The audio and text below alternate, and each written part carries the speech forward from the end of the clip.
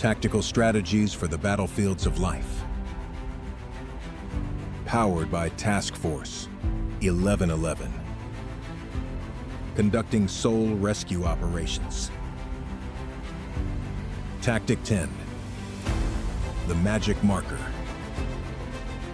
Wait until the covering is effective. Sitting on wooden ammo crates that were not exactly wet, but definitely damp, in a room built of plywood that was in the same condition, I was waiting on a commander's intent briefing. The plywood walls were covered with bent nails that held equipment. Ahead of me was a topographical map.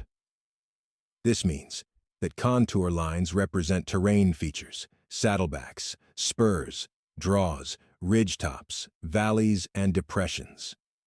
Elevations were determined by the closeness of the contour lines. The farther apart the lines, the more gradual. The closer the lines, the steeper. Contour lines are brown, water is blue, and man-made representations were usually absent, especially in the geographic locations we were in. An old boot string hung from the wall, and at the end was this huge magic marker. It was white and black with the girth of a salt shaker, like the plastic ones in the mess hall. The ground was also damp and smelled of mildew. Not like forest scents of foliage, but like the smell of clothing that wasn't dried fast enough. I remember being pissed because the eyelet on my boot was missing and my OCD was in hyperdrive pointing it out to me. I thought, what the F? I just spent $150 on these boots that were made to take excessive punishment. Then I remembered. They had. I was bitching to be bitching.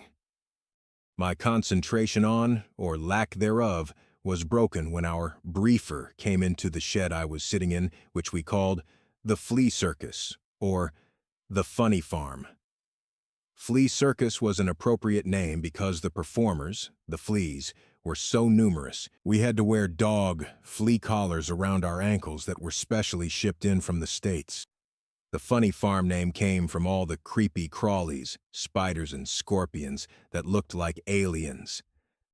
The briefer hung his laptop on a nail that was bent down. The strap slipped off and hit the ground. I would have said some very vulgar words back in those days if that happened to me, but all he said was, "Jiminy Cricket." Jiminy Cricket? What kind of hard ass is this? Who says that? He let the bag lean on the wall and walked out into the middle of the shed. He looked at us and held his gaze on me. "Something on your mind, Ranger?" he questioned. I responded, "As a matter of fact, there is, sir." He looked at me with a surprised expression and then said, "Would you care to share it with the room?" "Not really," I replied. He took a breath and said, "Let me rephrase. Tell us what's on your mind, Ranger." "All right then, sir. You asked for it," I thought to myself before saying, "I was just pondering over the tactical skills displayed by the hot chick in the poster behind you." From the back of the Funny Farm, I heard someone pipe up, "Ranger, you secure that," meaning knock it off, and he used a more vulgar expression, but you get the gist. The briefer showed no emotional or physical response. He just held his gaze. Still holding his gaze, he said, "Behind me is a map of our battle space, or for some of you ex-military, it is our area of operation. And yes, there's also a smoke show with a great rack." He broke the ice. Nice. I looked at the map and thought, there is no way we can secure, let alone monitor, this vast expanse of terrain. No way. Again, the look I had on my face drew the attention of the briefer. "You might be wondering to yourselves, how can we accomplish this?" he said with a sideways glance at me. "We will use a magic marker," he replied, answering his own question. What the hell? I thought to myself with great consternation. He grabbed a marker and pulled off the cap, looking at no one in particular. Then he placed the tip of the marker in the upper corner of the map in a predetermined location we were not privy to yet, and held it there, and held it there, and held it there. The absence of conversation in the room reflected both the confusion and curiosity produced by his unusual demonstration. As he held that marker steady, the ink slowly spread, expanding to cover far more than the point at which the tip of the marker was resting. Slowly and methodically, he would lift the marker and set it back down for extended periods, forming circles that started to connect to each other because of the black ink being soaked up by the paper. The path to victory was to intentionally and methodically expand across what appeared to me to be an impossible mission. As we silently watched the map gradually become covered with black ink, the light bulb moment eventually hit us all. Life is made up of phases, and each one is important. A phase needs to be fully developed through effort and patience before the next stage can be achieved. If you quickly dismiss the stage you are meant to be in and want to move on too fast, the covering will not be as effective. We must learn to hold in place until all we need to learn or do in each given stage has been accomplished. Very often, the time it takes to evolve can feel awkward or uncomfortable.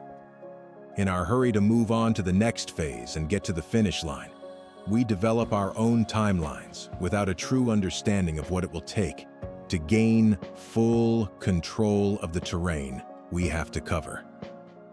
In this story, where the magic marker was the instruction given to conduct an especially challenging operation, we needed to win the battle by slowly and effectively holding each position.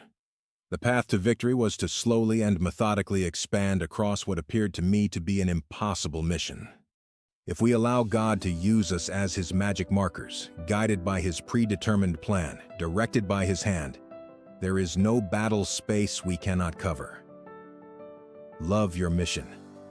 Gain confidence from God's faith in you. Hold your resolve in position and watch your influence spread out in ways you never realized were possible. The distance your commitment can travel will increase as you remain steadfast in the face of whatever challenges may come. You are the magic marker.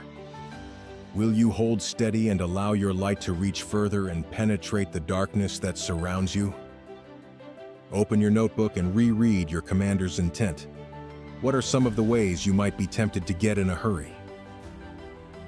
In what areas of your operation will patience and holding steady assist your forward progress? Take a few minutes to ponder these questions and identify how the magic marker principle can be applied in your goals and dreams.